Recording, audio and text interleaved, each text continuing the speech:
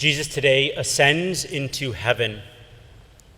We heard that in our first reading from the Acts of the Apostles, and we heard it in our gospel as well.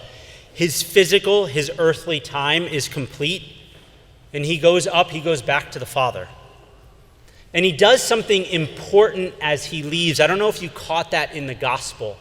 His very last action before he leaves was what? I'm going to ask you to think about that. He blesses. It says, as he was blessing them, he was brought up into heaven. His very last earthly action before he goes up into heaven is to bless. But that's not something he only did at the end, or that God only does at the end. Instead, this is an action in a long series of actions of blessing that the Lord does. From the very beginning, God blesses.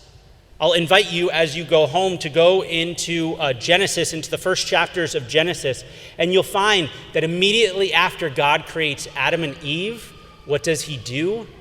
He blesses them. And when Adam and Eve disobey God, God blesses.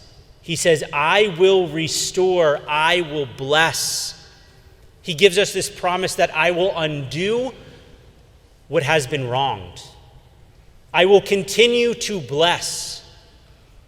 And he blesses beyond what we could have ever imagined. He takes on our flesh. Jesus is born. And Jesus' ministry on earth.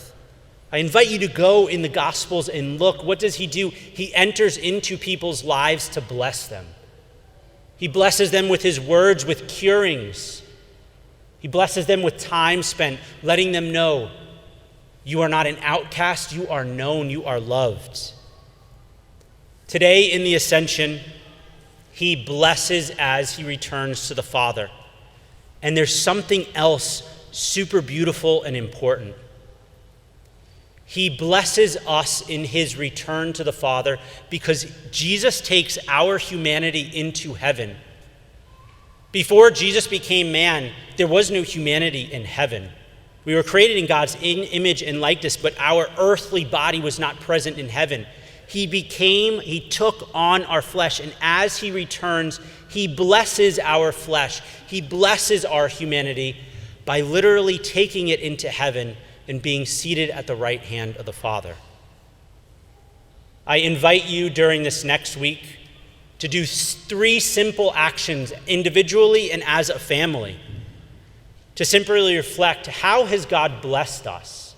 To tell stories of how he has blessed you.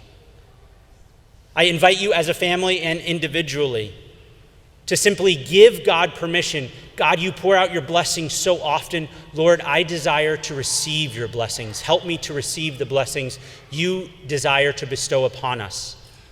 And lastly, Lord, in receiving your blessings, you call us to go and share them and to bless others.